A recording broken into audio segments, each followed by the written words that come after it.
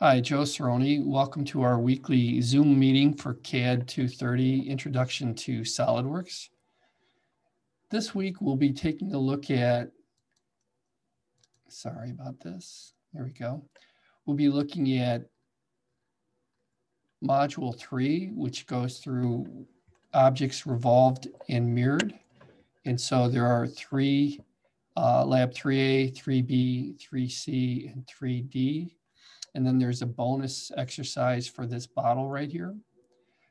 If we look at our SolidWorks drawings, here's an example of 3A. And as we start to work with these, I'm going through and I'm checking your drawings. If I hit the space bar here, I can get the views. And if I want to get the top view, let's try the front view. There we go. We can go through and edit that sketch, take a look at it. And what I'm basically looking for is nice, clean drawings. You know, you can make them neat so that other people can edit them and work with them. And you also want to make sure that you're fully defined. You'll have a fully defined aspect over here. If it's not fully defined, when you're in the sketch, you can right mouse click and you can use, there's a sketch tool called fully define object. Since mine is already fully defined, I don't think it will do it. So let me see if I can delete some of these out and if it will let me do that.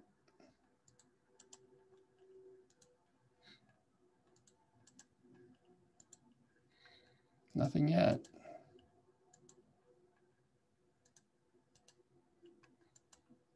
There we go.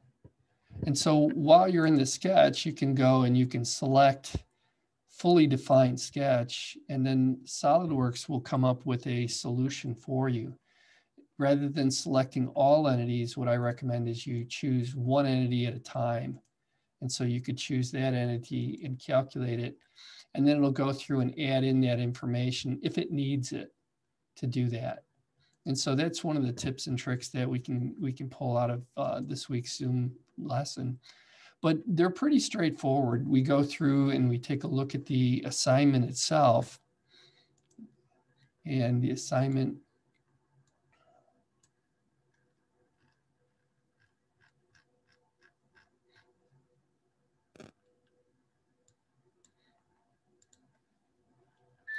is on revolved parts. Excuse me, I have to take this call. Let me just pause this. Chapter 5 goes through revolved parts. And as we look at revolved parts, we want to be able to have a closed profile. If we have a thin feature, it's not going to be a solid object. It'll be a surface. And so in order to make a solid, we want to make sure that we have a closed profile. And so as we look at what a valid profile would be a shape profile versus something like this, which has these intersecting contours. And what happens is SolidWorks gets confused by that. Now, you can, as we go into some of the other chapters, you can work within these contours, but you have to select the shapes within those. And so as we go through these revolved parts, we're going to be working with sketches, lines, circles, and then these other sketch features or sketch draw commands. And so we'll add relations, dimensions, and we'll use the revolve command, fillets and rounds and mirroring in the features. And so as we look at this first exercise, it's pretty straightforward. I think the most difficult part was this little bit right here where you're adding these 3-point arcs and then you're working to kind of close off this element and then extrude it and revolve it. But all in all, I thought that was a pretty straightforward exercise. I really like the screwdriver. When we work with the screwdriver itself, and I like all the tools when you get down to it, I have a nice socket wrench. But when we work with the screwdriver, as we look at the way that this part was created here, again, it was done with a profile of the entity. And so as we look at it, we have our basic shape, which just goes around like this. And then we have a horizontal line that can be used as our axis of revolution. And then as we work through this problem a little bit more, they came in with these different cuts. This one was a little bit tricky, I found, to cut that through. When I did the exercise, I actually made the shape so that I created a closed boundary shape of a triangle like this, and another one on the other end, and then I extrude cut those. But this example works as well. On the back side of it, the way that the exercise for the handle of the screwdriver is also kind of set like this, where you can create these 4 rectangular shapes, and then you just kind of cut off the edges for each one of those. What I do like about it is you can customize it, and I do recommend you do that. And I have one that I did, and this is going to be in the next module, where you can put text on it. And so you can have some tools like this. And so if I come back to my wrench, spacebar, isometric view, and let's say that I wanted to put my name on it, what I could do is I could start a sketch on this surface right here. Oops, I thought that was wrong. So we'll say, create a sketch, and we'll say, let's do it on this side right here. And then what we'll do is we'll create a line. And typically what I'll do is I'll make a center line on that. Spacebar, normal to. And then what you can do is you can just draw a line like this and then hit escape. It doesn't need to be defined or anything like that. And then when we go into the sketch, we can add text to it. So we can go here. The curve would be this line. And then the text would be, you can put your name on it. Now, if the text is too large, then you can go through and you can edit it. Instead of using a document font, we can go through and we can select a different font. And then with that font, we can dial it down a little bit. And so I can come in here and drive this down. And this is in decimal units. So let's say 0.1 here. And now it fits. And you can also go through and you can work with the spacing, but you want to choose a font that isn't real fancy, has a lot of openings, because as we work with it, you don't want the letters to get too close to one another or it will fail. So we can go ahead and put something like this in. I can okay it, and then I can extrude cut that. I like to extrude cut them because then you wouldn't feel it on your hand. And so we go features, extrude cut, and then we can take a look at that. And I would probably go 0.05. Maybe a little less than that. And then green check mark that. And as you start to work with these, feel free to color them. You know, industrial design is a big area. UIC, I've had a number of students that have transferred out to UIC's industrial design program.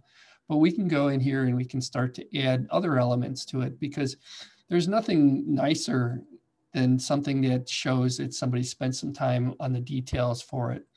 And so I can come in here and I can grab my screwdriver. I can add some text in red. And then if I want to, I can color other things by hitting the beach ball. And then if you choose specific features, you can select different faces, or you can select the entire thing. So you can choose from up here. And so if I go to the top, it'll go through and choose the entire part. And I'll say green, and then I'll green check mark that. And so that's another aspect that you can go through and you can add elements to it. You could also color things by feature. And so if I clear the selection, and let's say I wanted to make the features for the fillets to be silver, you can do something like that. And so there's some nice elements that you guys can kind of add to your drawings. We haven't gotten into creating drawings from the parts yet, but some of you may know how to do that. If you don't, we model the parts and then we can create drawings from them. And so that's why people like Solidworks so much, because it does the 2D views for you. And so what I can do is I can say, make drawing from part. And this isn't required. I just figure since you guys are online, I might as well teach you something you don't know. And so I typically use B-size paper, which would be 17 inches wide by 11 inches tall. And I'll okay that. And then over here, we'll get the tools to be able to drag and drop those into our drawing. And so I can drop in this drawing. Let's see if I can get rid of that one.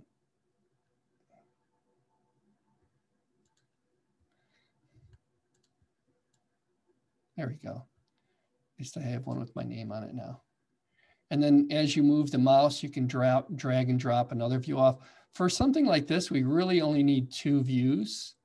And then you can just put an isometric in there as well. And then you can right check mark, and then you can move these windows over and we can go and add colors to those.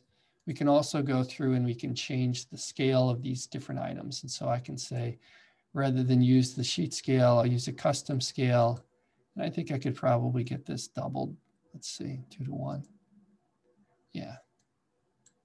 And then I can move this over and move this over. Come on.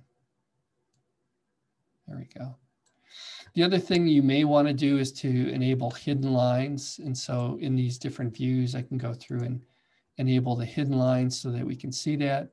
Same with this view, I can enable hidden lines if there are and show that. And so that's an example of what we can do with this. This one's a little bit big, so I'm going to go back to a different scale on it. Let's just go and tell it we're using custom. Yeah, that's what I want. So just some more tips and tricks as we go through and we work with SolidWorks. The other files are pretty straightforward. Here's one of the other ones that that's required. Again, it's another revolved object where we'll sketch the shape of it and then we'll revolve it about an axis. And then lastly, we have a file that's a pulley wheel. And so the pulley wheel is just a 2-dimensional view that we revolve. And when you work with these, let's go with that. There we go. A plan view. As you work with these exercises, you want to make sure that everything is fully defined.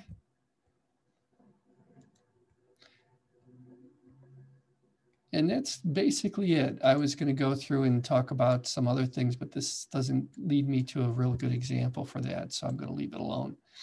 So the screwdriver, feel free to add your name on it, and I will be happy to print you a screwdriver handle. I'll print the whole thing.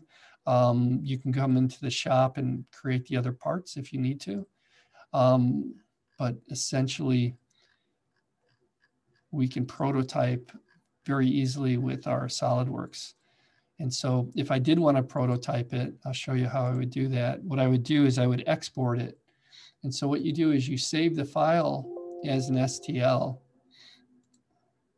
And so I'd save this as a SolidWorks STL file. And then I'd put it in my CAD 230 and we'll say save.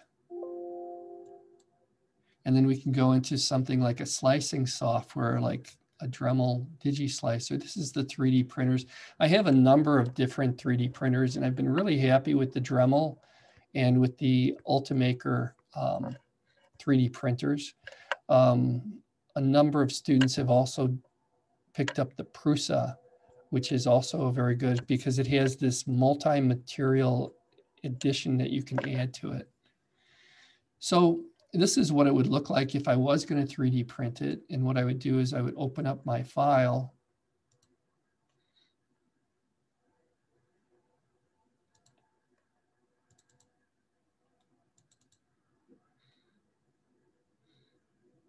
And I kind of see where I put it. Let's see if it's in 2020 or 2021.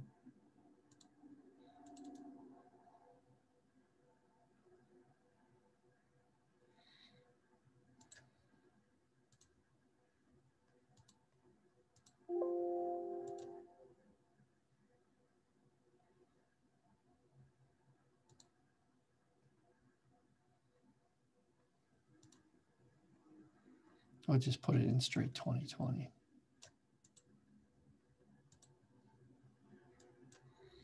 I can always look at the video, right, and see where it really went, but it never works out when I'm online. All right, so there it is. And I can open that file. It thinks it's a 3D object. It's just because of the way it's linked, but it's an STL. And so here it is. And then I can go through and take a look at the orientation of that.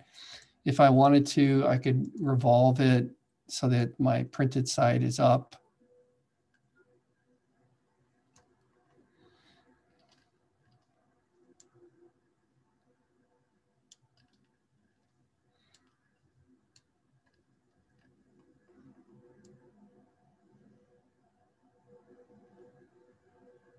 There we go. And then what you would do if you wanted to prototype this would be to slice it. So we prepare it, and then we can look at that within these different layers. When you 3D print things, they don't come out solid. I thought they would be solid, but they come out like this shell type inner core. And they do have some very tough materials like Kevlar that you can integrate into the 3D printing. But like I said, if you want to 3D print it, you can do that. And then I've got mine linked over to my network. Sometimes this camera works, sometimes, there it is.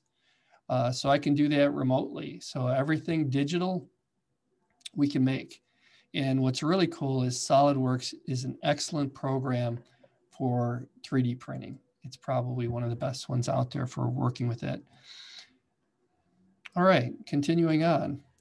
So the bottle exercise is bonus. It's a little bit tricky with some of the elements here, but feel free to go through and create that file. And then if you do the bonus, you can get an extra 10% out of the points.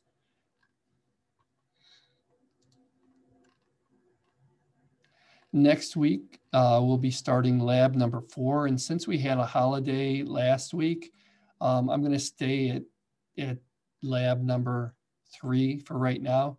I haven't really had anybody turn them in yet. And so since it was a holiday, you know, rather than to work and continue to just put things out there, we can take a little bit more time to do that. But if you're one of those people who likes to just stay on task and to keep working ahead, Module 4 is released now as well. And 4 is these shell and extrude commands with ribs. And so you can make this, it's kind of like a food tray. You can put fast food in it, or you can have this thingamajig. And as we look at these different files here, this would be that food tray that we'd work with. This one is pretty tough. There's quite a bit of work involved in getting this file to complete. As we start to work with it, we'll go through and we'll shell this object. And when you shell it, you can then, what it'll do is it'll create a profile that will hollow out the object to a set thickness. And so that's a very powerful command within the CAD system. And then the other drawing is the drawing of this thingamajig here, and this uses the rib command. And so as we set ribs, what we can do is we can just draw the shapes of those, and it will then extrude them down to the surface of another object as a rib or a support structure. And so this is another very powerful aspect that SolidWorks will do with our mechanical design program. Okay, so that basically wraps up our assignments for this week. Make sure that you go through and you take the quizzes and exams. Sebastian has got these set up so that you will go through and calculate out the area, excuse me, the mass properties. And so if I go to one of my CAD drawings here, and then I want to calculate out the mass properties, what I would do is I'd select mass properties here, and then I can go through and calculate out the volume. When you start working with SolidWorks certification exams, if we look at SolidWorks certification, I always use Google because the other ones never seem to find it.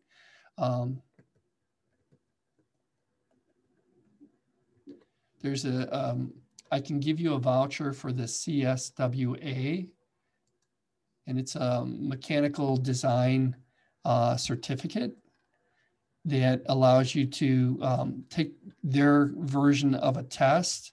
And if you pass it, they will give you a certificate. I've got my certificate.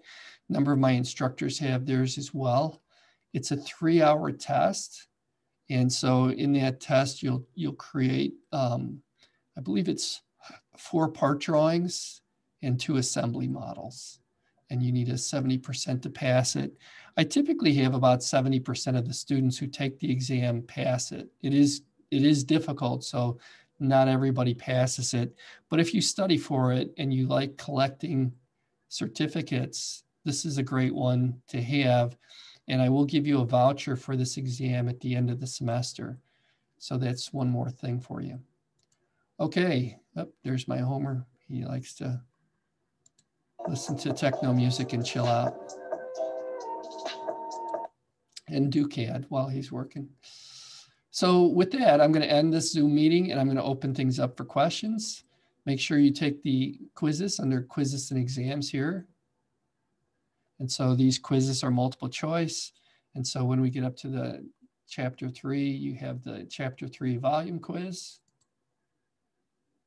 And in the chapter 3 volume, we'll go through and we'll ask you questions about what is the volume of the part. You choose the correct answer and you get the points. Alrighty, I'm going to end this recording and open things up for questions.